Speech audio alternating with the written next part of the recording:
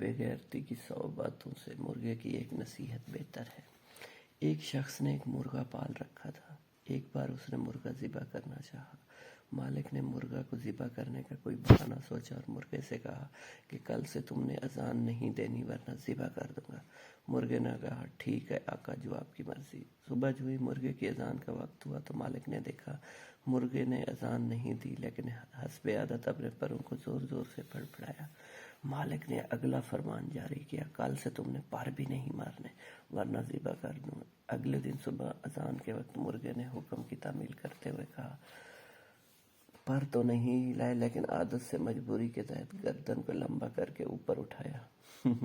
مالک نے اگلا حکم دیا کہ کل سے گردن بھی نہیں ہلنی چاہیے۔ اگلے دن اذان کے وقت مرغا بالکل مرغی بن کر خاموش بیٹھا رہا۔ مالک نے سوچا یہ تو بات نہ بنی۔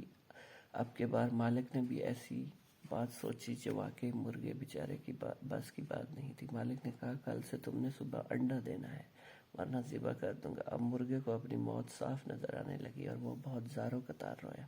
مالک نے پوچھا کیا بات ہے، موت کے ڈر سے رو رہے ہو؟ مرغے کا جواب بڑا باکمال اور بامعنی تھا۔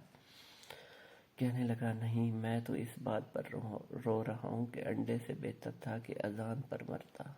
اوئے ہوئے، پہلا غیر قانونی حکم مانو گے تو پھر آرڈر آتے جائیں گے، تعمیل ہوتی جائے گی، چمڑی اترتی جائے گی۔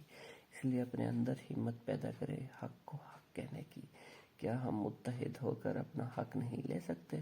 جس طرح مہنگائی بڑھ رہی ہے اس طرح ہم کمزور پڑتے جا رہے ہیں۔ ہم یہ کیوں نہیں کہتے کہ ہم اس فیصلے کو ہی نامنظور کرتے ہیں، یا یہ کہیں کہ ہم ایمان کی طاقت سے بالکل محروم ہو چکے ہیں۔ یا اللہ اس ریوڑ کو ایک قوم بنا دے، آمین۔ اللہ تعالیٰ سب کی مشکلیں آسان فرمائے۔ کچھ سٹوری اچھی لگی ہو تو چینل سبسکرائب کر دیجیے۔